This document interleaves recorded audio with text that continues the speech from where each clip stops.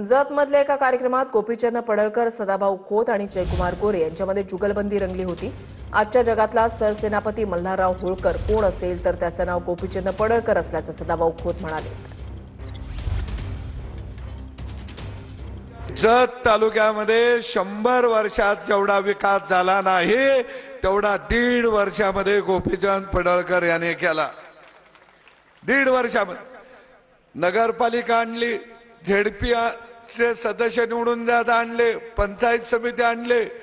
म्हणजे मी तर म्हणतो आजच्या युगातला सरसेनापती मल्हारराव होळकर कोण असेल तर त्याचं नाव गोपीचंद पडळकर आहे। सदाभाऊ उपस्थित आहेत।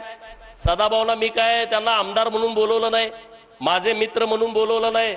जत तालुक्याची वकिली बिना पैशात करण्याच्यासाठी तुम्हाला बोलावलंय।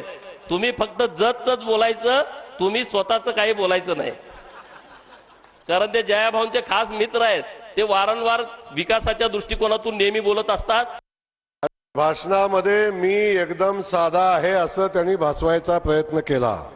हे जणू मला काहीच कळत नाही अशा पद्धतीनं सगळं आपल्याला सांगायचा प्रयत्न केला।